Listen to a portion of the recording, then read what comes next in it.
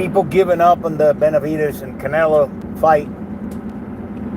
But, and I understand Canelo is that he's not at his peak. He's on his way out. He maybe got a couple more fights, and he wants to retire with a good chunk of cash. And, you know, he's made good investments, and, you know, he's not a knucklehead like a lot of these fighters who get, you know, 50 million and they just piss him away. He's done good. He's done well. And he's lifted the sport up. But then, you know, he goes out and fights these people who are nobodies. And I understand you gotta get tune-up fights. But, you know, the last fight, he fought this guy. He's not chump. He's actually a good fighter, an excellent, you know, technician, the Cuban guy. But nobody knew who the hell this guy was. You gotta, you know, at some point, it's like, come on, man. And then Benavidez has been calling him out for forever. And people say, oh, he's scared of Benavidez. I don't think he's scared of Benavidez. I really don't think he is. Matter of fact, I think he can knock Benavidez' ass out. Benavidez got so many holes in his game, it's not even funny. Yeah, man. If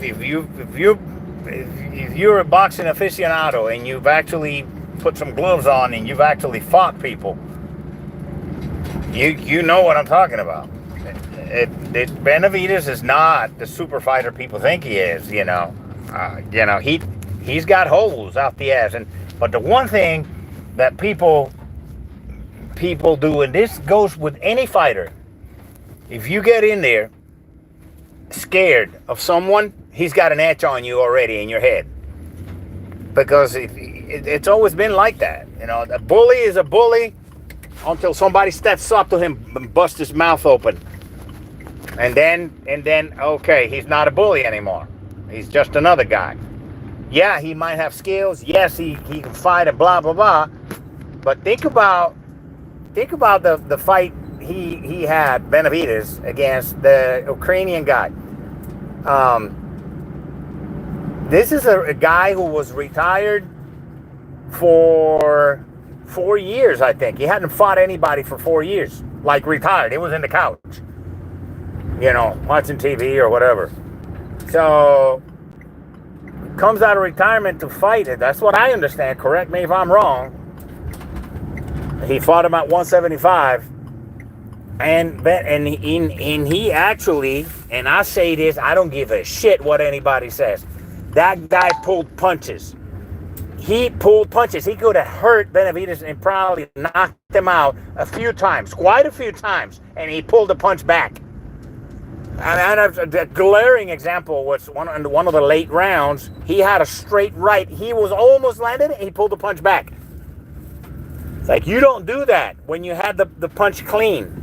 So I think he got paid to lose and he took he just took an L. And Benavidez could not hurt him. He hit him with everything, and the guy actually countered him back. And guy was like 40 years old. He was retired already. Guzovnik, something like that. Look up the whole fight. His guy pulled punches back. Benavidez is very hittable. He is completely open to the body. Guess what Canelo does for a living? He fucks people up to the body. Yeah. Personally, I think Benavidez could get knocked out by Canelo. And Benavidez is not gonna hurt Canelo. It's not. He's not. He's just not. Okay? So he's now at 175. What do I think? You know, it's not fighting Benavidez is going to hurt Canelo's legacy a little, but even if it is not a lot, it doesn't matter. Now, is he playing strategy? Is he saying I'm gonna string him out and say, okay, motherfucker, come on, let's go. And I'm gonna retire after I knock your punk ass out. That might happen. See, people say, oh, he's scared of Benavidez. Canelo's not scared of anybody. He got in there with fucking Dimitri Bivol, the fucking monster. If you've seen Dimitri Bivol fight, you know who Dimitri Bivol is. You understand? So this business of people saying Canelo's scared, blah, he's running, he's ducking. No. And I give him that hey, he's like, I have nothing to prove. He's done everything. Sure. But if I'm Canelo, I would fight him. I would just get it over with. Say, okay, now we got money. Now, bring this Saudi Arabian guy and let's make it happen. It'll be a $1.5 billion fight. Easy. So maybe he's playing the long game, strategy game.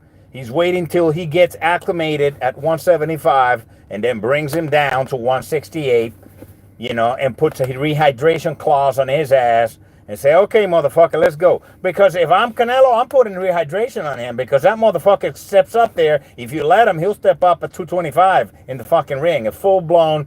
Because remember, Benavidez has fought at heavyweight, So he came down. So that might be what he's doing. That might be what Canelo's doing. He might be playing the long game strategy where it's like, I'm going to let this guy get fat, get comfortable up there, and then say, okay, motherfucker, come down here to 168 and let's do a rehydration clause. Well, let's make some fucking money. That could happen. That could be what's happening. So, the Cuban guy that Benavidez fought gave him all the fight he could handle, and he fought the wrong fight. He got into exchanges instead of boxing. You don't brawl. That's not how you fight Benavidez. You counter and get out. You don't get in there with a macho contest, not because he's Superman, but because his style lends itself to being more dominant if you get into the brawling style with him. So, and I keep saying this, I keep seeing this in boxing. What is up with the fucking choice of glove? These fighters need to start using puncher's gloves. Everybody's too concerned about breaking their hands. It's all in the wrap. They're allowing that real strong tape now. Use it. That strong tape keeps your hands together. Use it. You got a good wrapper. If you got a good wrapper that knows how to use that tape, you can use horsehair punches, horsehair gloves, and that makes a big difference in the impact, and the speed. So, if I'm some of these guys, I'm going back old school because a lot of these guys are using this fucking the gel gloves to protect their hands so they can. I'm not interested in that. Yeah, my hands, me personally, my hands are fucked up from fighting a long time ago. Not bare knuckle in the street, but most of these guys never bare knuckle. Their entire careers have been gloved fights where they wear gloves. They're not having street fights like we did back in the day. So they have nothing to worry about that. And so you see them using this gloves that are Gant or Grant or whatever. And to protect their hands, at that weight, you need to have strong impact. And the way to get strong impact is to get horsehair, old school horsehair, either Cleto Reyes or the ones that Tyson Fury uses, which are completely legal. People talking all this shit about Tyson Fury gloves. Stop, man. They're approved by the commission. The commission's right there looking at the fucking gloves. They're right there, man. They're looking at the fucking gloves. So, it's not like they're hiding from it. The entire fucking planet is watching them. They inspected the whole 9 yards. There's no trick behind that. All the materials are inspected right there on site. So if I'm and same thing for Amanda Serrano. Amanda Serrano, she's going to fight soon. Katie Taylor, she's gotten robbed twice against Katie Taylor. Their first fight, she mauled Katie Taylor. They should have stopped that fight twice. They could have stopped it easy. She had Amanda Serrano had Katie Taylor in the first fight out, mauled like a monster like that. Her eyes are looking one to Venus and the other one to Pluto. She was out, mauled. They didn't stop the fight. They could have stopped it twice. And that was without puncher gloves. So, I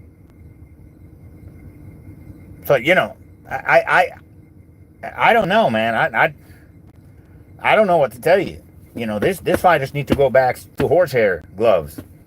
If you want to get the fight, I know Canelo's got his own brand. No boxing, no life. That's his brand. So, but he can have them custom built and have them submitted before, and make an adjustment on those gloves, and in the wrapping. Because I don't know if you've ever gotten hit with those gloves, those professional boxing gloves that are for punchers that have horsehair inside of them. Those hurt. Okay, it'll take the spirit out of the fighter, because once you get hurt a few times with that, because there's not that thudding when you get hit with the big padded gloves. I've had 24-ounce gloves. They look like clown gloves, but they hurt you because they got weight behind them. But you feel a big hard pillow on your face with force. Yeah, but you don't feel the sharpness of the punch. With the horsehair, they cut and you feel the full impact of it. They break the shit out of the other fighter. That's what this Canelo needs. That's what this fighters need, that want to, especially when you get older. When you get older, you got a lot of power, but your stamina suffers a little. So they need to switch. You need to, extend your fight a little bit, the fight in you. Me, I can't use that unless I'm really well wrapped. They need to look into that. But yeah, Canelo needs to fight him. I've been thinking about it for a long time. Canelo needs to fight him. If Canelo wants to be considered in the top 50, top 100 of all times, there are thousands of fighters. Canelo needs to fight Benavidez. I think it would knock his ass out. It would shut him up. Everybody's scared of Benavidez. That's the problem. You know what happened with Mike Tyson when people were scared of him? People got knocked out. But you fight, you're apprehensive to throw a punch because another one's coming. You don't do that. You brawl. You brawl and get out. You brawl and get out and roll with him. Roll with him. He's going to switch with him. Dance with him. That's what happens. Find out what happened.